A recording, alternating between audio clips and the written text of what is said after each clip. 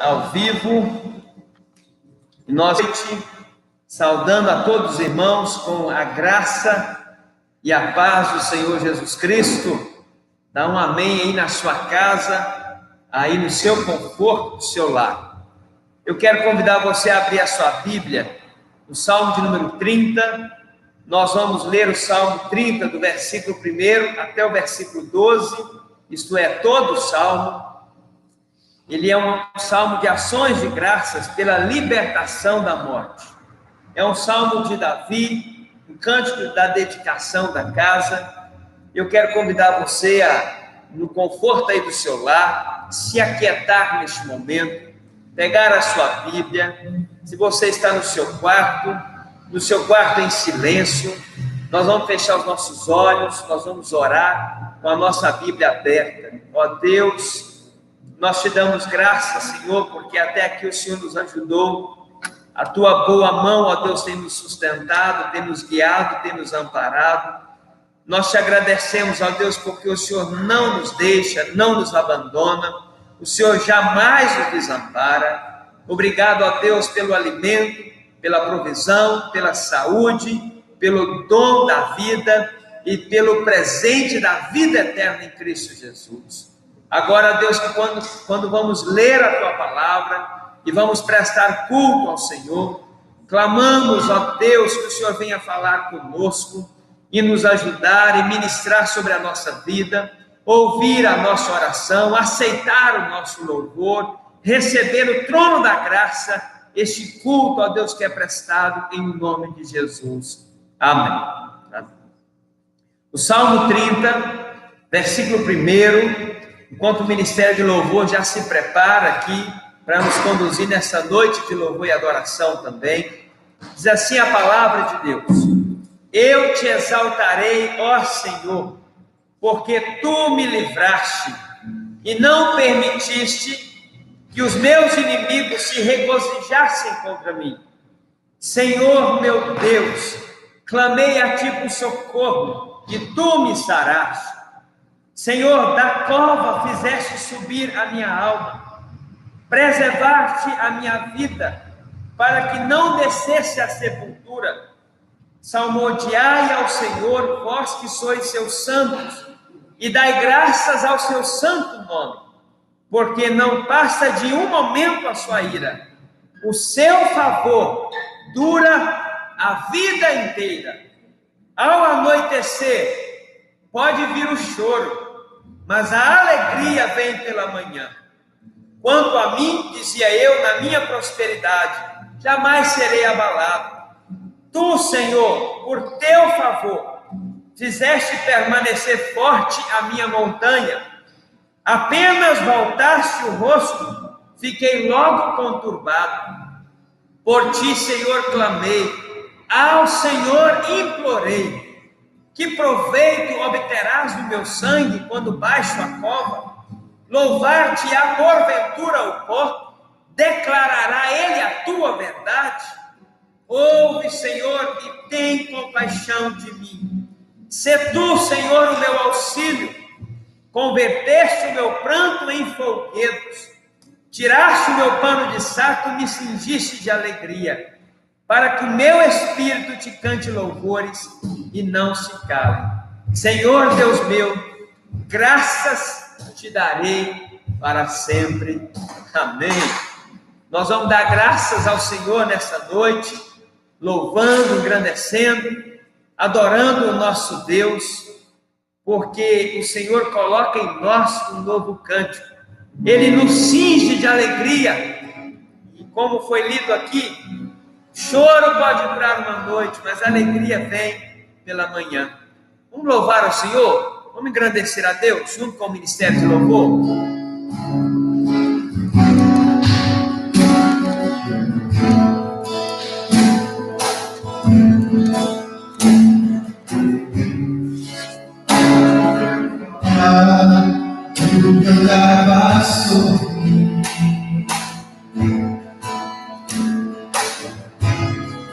Tu tens sido tão bom pra mim.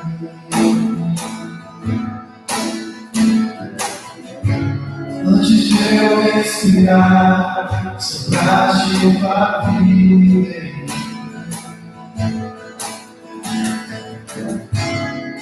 Tudo tem sido tão bom pra mim. Oh, impressionante, infinito amor de Deus. Oh, igreja, a soberana nome, só pra te encontrar. Não posso dar, nem merecer, mesmo assim te enviou. Oh, impressionante, infinito amor. Me procuro, mas teu amor mudou.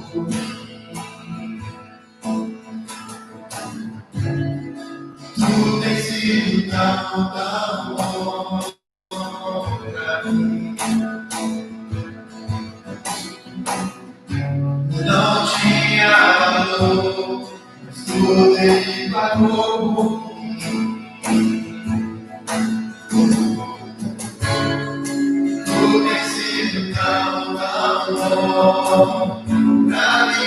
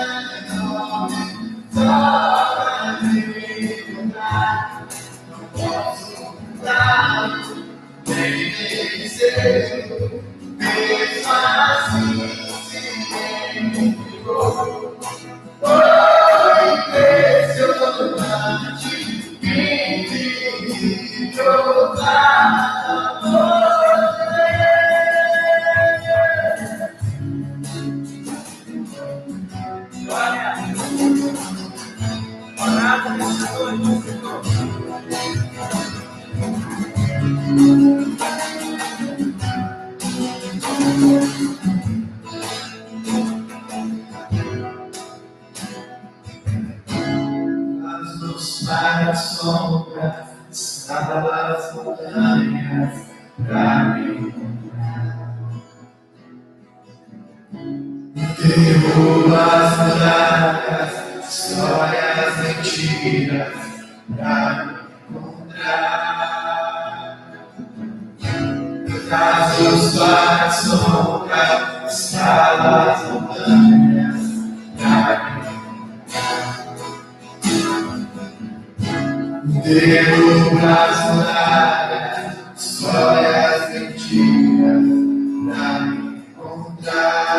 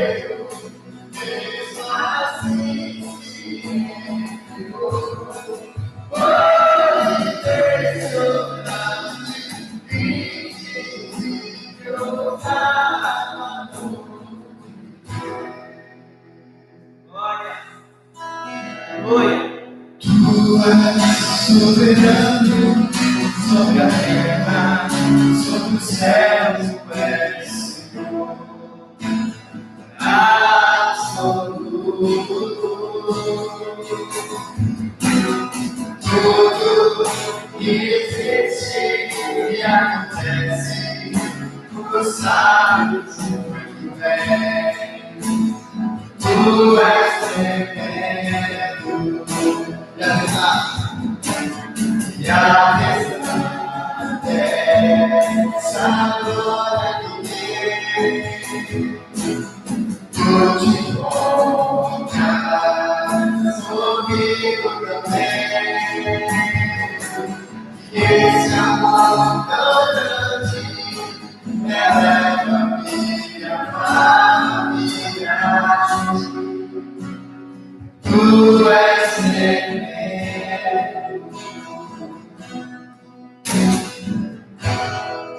Glória a Deus. Amém. Aleluia. Damos graças. Abra sua Bíblia em Deuteronômio, capítulo 8, versículo 17. Neste momento nós vamos orar, consagrando a Deus os nossos dízimos e as nossas ofertas. E Deuteronômio, capítulo 8, há uma mensagem que diz assim no versículo 17, uma advertência a todos nós. Não digas, pois, no teu coração, a minha força e o poder do meu braço me adquiriram estas riquezas. Antes, te lembrarás do Senhor teu Deus, porque é Ele quem te dá força para adquirires riquezas, para confirmar a sua aliança, que sob juramento prometeu a teus pais, como hoje se vê. Pois se te esqueceres do Senhor teu Deus, e andares após outros deuses, e os servires, e os adorares, protesto hoje contra vós outros que perecereis. Como as nações que o Senhor destruiu diante de vós, assim perecereis, porquanto não quiseste obedecer à voz do Senhor, vosso Deus. Irmãos, este é um alerta de Deuteronômio, quando Moisés escreve ao povo, dizendo que Deus daria uma terra para eles, eles plantariam, eles iriam colher, eles seriam fruto do trabalho deles, eles iriam prosperar. Mas, quando eles prosperassem, eles deveriam lembrar que não foi a força do braço, não foi a inteligência deles, mas era o Senhor quem dá sabedoria e capacidade para adquirir riqueza. Nós só podemos dizimar e ofertar porque primeiro Deus nos deu.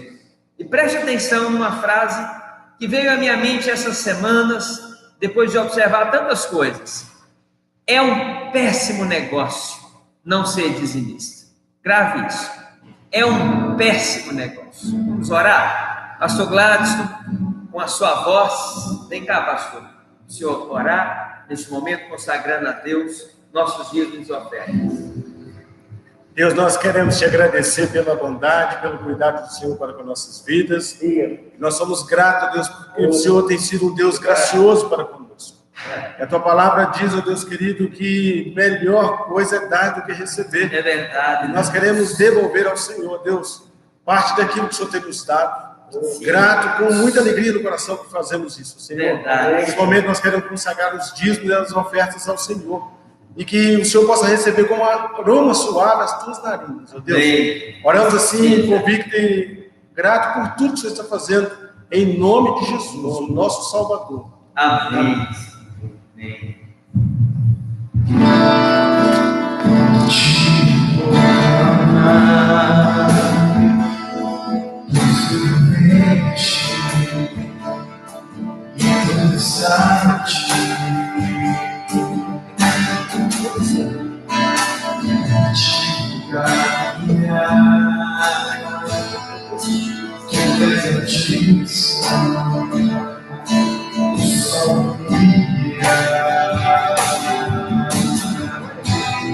Tudo pode passar,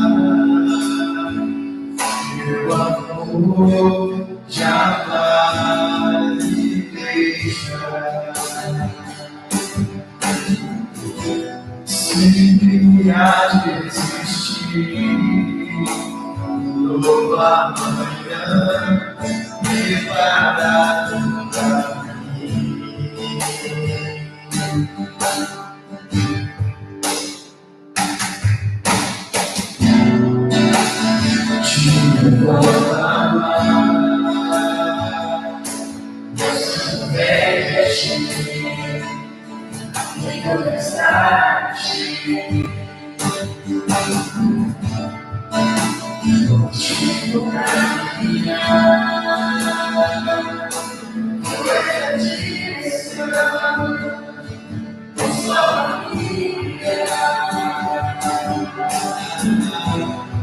Tudo pode passar, eu amor jamais me deixará. Sempre há de existir uma manhã preparada para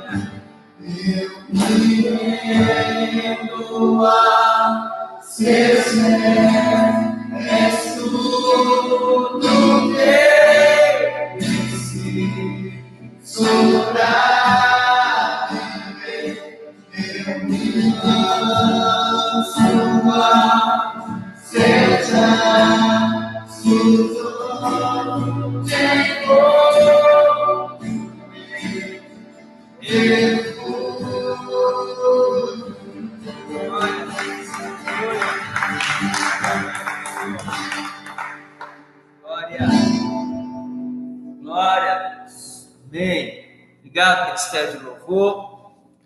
E eu quero convidar você que está aí no Facebook, no Instagram, no YouTube, canal da igreja. Quero convidar você a abrir a sua Bíblia na carta de Tiago, o Evangelho aplicado. Nós vamos finalizar o capítulo de número 4. Então, sentado aí na sua casa, com a sua Bíblia aberta, com toda a reverência, Tiago capítulo 4, versículo 13 ao versículo 17, e eu quero mais uma vez lembrar a você a relevância da palavra de Deus, como a palavra é tão atual, como nós precisamos conhecer, viver e aplicar esta palavra na nossa vida. Tínhamos tantos projetos, e há muitas pessoas, não há nenhum problema a gente ter planos e projetos, o problema é não levar Deus em consideração, é não consultar o Senhor.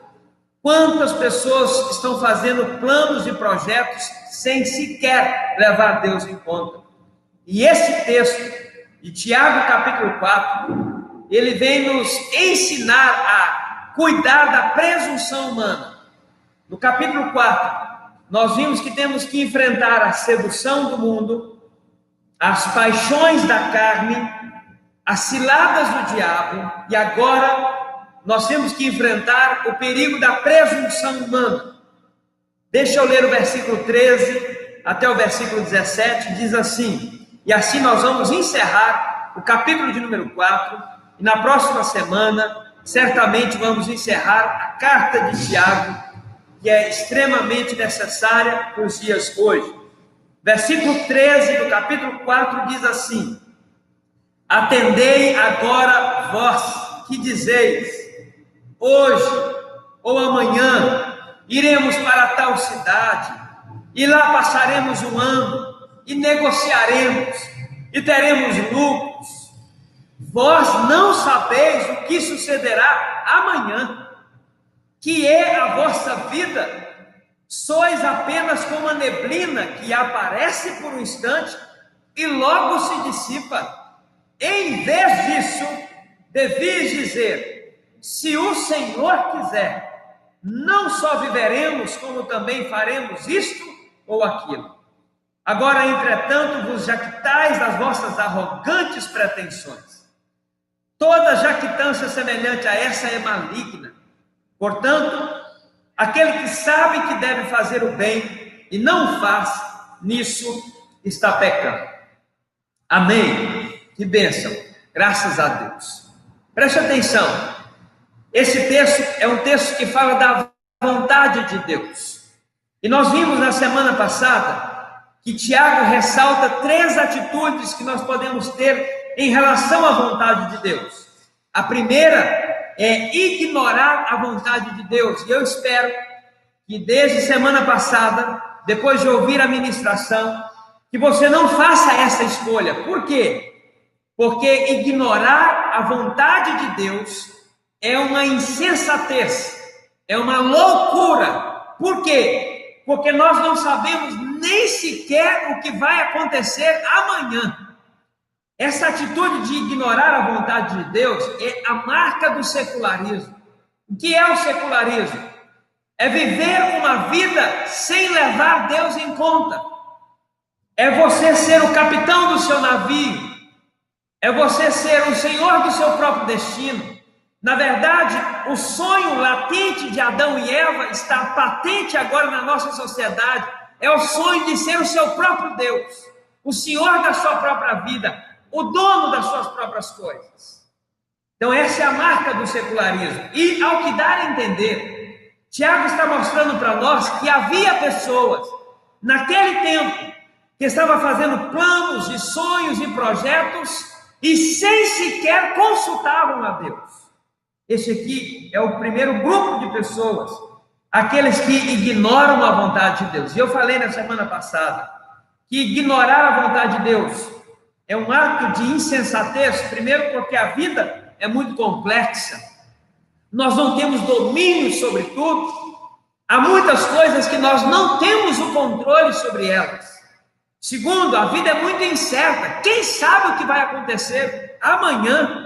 Terceiro, a vida é muito breve, por isso que nós não podemos ignorar a vontade de Deus. E por último, por causa da fragilidade humana.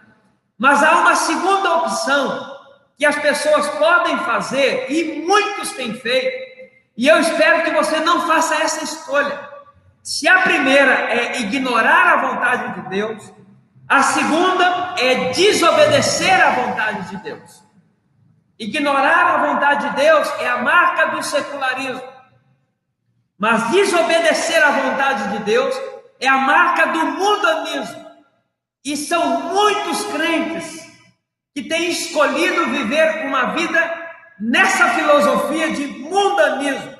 O que é isso? São pessoas que conhecem a vontade de Deus, são pessoas que sabem o que Deus quer, mas ainda assim escolhem desobedecer flagrantemente, de forma pretensiosa, de forma endurecida. São pessoas que são rebeldes, são pessoas que conhecem, que sabem qual é a vontade de Deus, mas eles conscientemente escolhem desobedecer a Deus.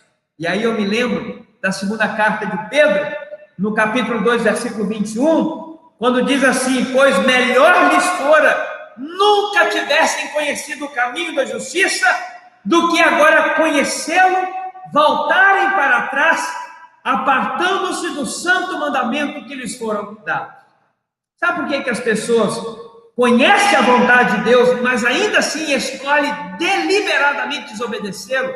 é a soberba humana, é o orgulho, é a pretensão de querer ser Deus sobre a sua própria vida, de achar que a sua própria vontade é melhor do que a vontade de Deus. Lembre-se, Paulo disse em Romanos capítulo 12, a vontade do Senhor é boa, é perfeita, é agradável.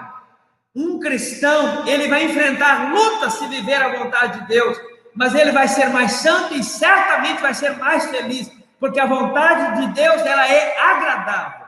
Mas quem está vivendo em franco mundanismo está ignorante da vontade de Deus. Sabe o que é isso? Tem muita gente que acha que a vontade de Deus é uma camisa de força, é uma prisão, na verdade é um grilhão. Tem muita gente com a ideia equivocada de que a vontade de Deus é uma fórmula para a infelicidade. Não é. Se você quer viver uma vida feliz e realizada, diz Salomão em Eclesiastes, todo o seu livro, nesses dias de trevas, debaixo do sol, em dias difíceis, se você quer viver nos poucos anos de vida, uma vida feliz e realizada, tema a Deus e obedeça aos seus mandamentos. Se você não quiser me escutar, escute Salomão. Leia o livro do Eclesiastes. E hoje eu terminei mais uma vez a leitura do livro enigmático e maravilhoso do Eclesiastes. Sabe o que Salomão chegou à conclusão? Que a nossa vida é muito breve, que há muitas coisas que fogem ao controle, até mesmo da pessoa mais sábia no mundo da sua época, que foi Salomão. E ele chega à seguinte conclusão: a única coisa que vale a pena é você temer a Deus e obedecer os seus mandamentos. Isto é fazer a vontade de Deus. Desobedecer à vontade de Deus pode parecer algo assim não muito sério hoje, mas será extremamente sério quando Jesus voltar e examinar as nossas vidas. E por último, se a primeira opção é ignorar a vontade de Deus, e esta é a marca do secularismo, se a segunda opção é desobedecer à vontade de Deus, e esta é a marca do mundanismo, a terceira e melhor e a certa é obedecer à vontade de Deus, e esta é a marca do verdadeiro cristianismo. Versículo 15: se o Senhor quiser. Essa expressão não deve ser apenas uma declaração que o cristão faz de boca para fora. Isso tem que ser uma atitude constante do nosso coração.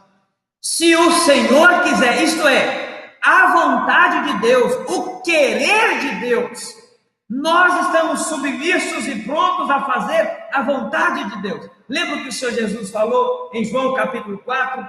Disse-lhe Jesus: a minha comida consiste em fazer a vontade daquele que me enviou e realizar a sua obra. O apóstolo Paulo não considerava a vontade de Deus uma corrente que o prendia, mas uma chave que lhe abria as portas que o libertavam. Me escute bem, todo o universo funciona por meio de leis. Todo o universo. Ouse desafiar a lei da gravidade. Pule de um quinto andar e você verá as duras penas de quebrar uma das leis do universo, que é a lei da gravidade. Quanto mais grave ainda é desobedecer quem criou a lei da gravidade. E não só esta lei, quanto mais grave é desobedecer aquele que criou todas as leis. Meus irmãos, por certo, há uma vontade de Deus que está declarada nas Escrituras para todos os cristãos.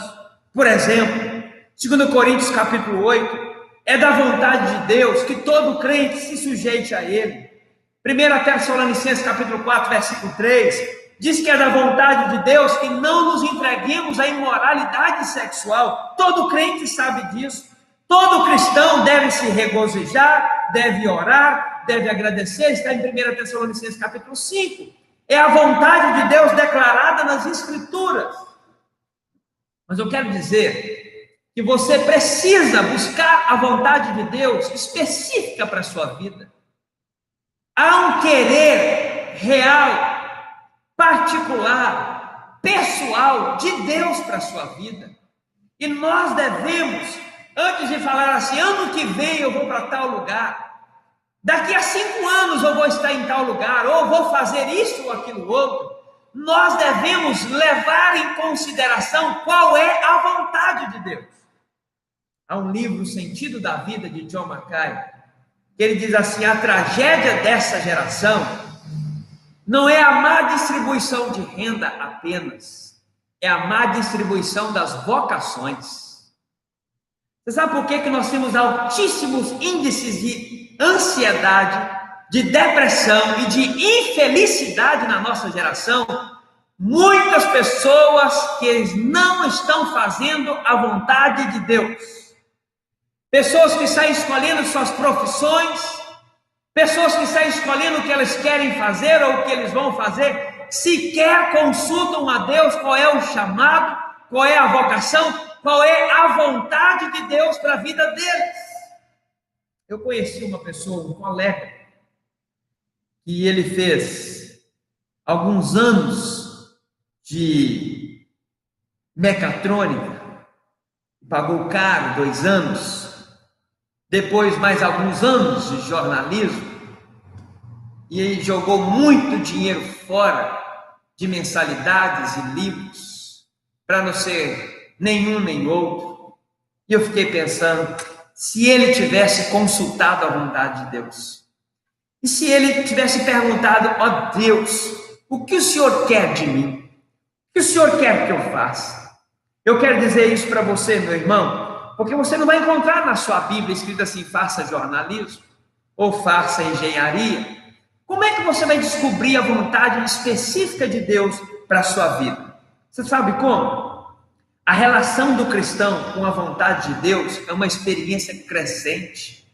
À medida que você ler a Bíblia, à medida que você se relacionar com Deus, o Deus vivo, num relacionamento vivo, Deus vai lhe dar direção, Deus vai te dar orientação, Deus vai abrir os seus olhos, Deus vai colocar pela providência pessoas perto de você para confirmar o seu chamado, a sua vocação e o que Ele quer da sua vida. É interessante, porque primeiro nós precisamos conhecer a vontade de Deus. Depois, nós compreendemos a vontade de Deus. E depois de compreender a vontade de Deus, nós experimentamos a vontade de Deus, como diz Romanos capítulo 12. E depois de experimentar a vontade de Deus, nós devemos fazer a vontade de Deus de todo o nosso coração. Quanto mais você obedece a Deus, mais Deus vai lhe direcionar o seu futuro. Porque a visão e a direção nunca são dadas, nem antes nem depois. É sempre dado na hora certa, no momento certo. Andar com Deus nesse mundo tão incerto é como dirigir à noite com a luz do farol. Não ilumina toda a estrada, mas aqueles 20 metros que o farol te ilumina é suficiente para chegar no seu destino. Sabe o que eu quero dizer? Viver com Deus é como dirigir à noite, algumas vezes, debaixo de chuva. Deus não mostra tudo para nós, mas quanto mais próximos dele, quanto mais nos relacionamos com Deus, quanto mais estamos perto dele, quanto mais temos a luz da palavra de Deus e do Espírito Santo, nós podemos seguir certos que ele sempre vai nos guiar por passos verdejantes para uma vida feliz e de realização, porque sempre vale a pena fazer a vontade de Deus. Irmãos, a fazer a vontade de Deus aqui tem que ser de todo o coração. Você lembra de Jonas? Ele fez a vontade de Deus. Fez ou não fez? Claro que ele fez. Ele foi lá em Nínive. Ele pregou, mas ele não fez a vontade de Deus de coração. O ideal de Deus para nós é que vivamos em obediência à vontade dele declarada nas Escrituras, em obediência ao chamado específico de Deus para a nossa vida. E se você não sabe, consulte a Deus. Mas que nós façamos isso de todo o nosso coração. O que Paulo falou acerca das ofertas deve ser aplicado em todas as áreas da nossa vida. E nós não devemos com tristeza dar uma oferta, com tristeza ou por necessidade, porque Deus ama quem dá com alegria. Deus ama quem dá com alegria, não só quem dá a oferta com alegria. Deus ama quem dá o seu tempo com alegria, quem dá o seu talento com alegria, quem dá a sua disposição com alegria. Deus ama quem faz a vontade dele com toda a disposição e alegria. O segredo de uma vida feliz é a gente transformar o dever em um deleite. O segredo de uma vida realizada é você transformar o dever em um prazer. E quando nós conhecemos a vontade de Deus e obedecemos a palavra de Deus, o Espírito Santo nos acrescenta alegria, gozo, indescritível e indizível por estar no caminho certo, na direção certa. E então, nós podemos colocar a nossa cabeça no travesseiro como daqui a pouco e deitar em paz, porque estamos certos de que estamos trilhando o caminho que Deus quer para nós. Termino dizendo o seguinte: o cristão que amar e conhecer a vontade de Deus e obedecer a esta vontade, ele vai desfrutar das bênçãos de Deus. Sua vida, meu irmão, não será necessariamente mais fácil. Ao fazer a vontade de Deus, o inimigo não vai lhe atacar menos. Ao fazer a vontade de Deus, você não vai ficar talvez menos enfermo. Pelo contrário, ao fazer a vontade de Deus, vem o problema, vem as opressões, vem as lutas, vem os desafios, vem a oposição. Mas eu posso lhe garantir, ao fazer a vontade de Deus, você vai viver uma vida mais santa, e o fruto da santidade é a felicidade. Que Deus te abençoe. Que essa palavra possa lhe poupar de muitas escolhas erradas, para que você não chegue ao final da sua vida como Salomão e diga assim: foi tudo correr atrás do vento. Vamos orar? Ó Deus, oramos neste momento, Senhor, pedindo que o Senhor nos ajude a obedecer à vontade do Senhor. Quantas escolhas erradas, quantas decisões equivocadas.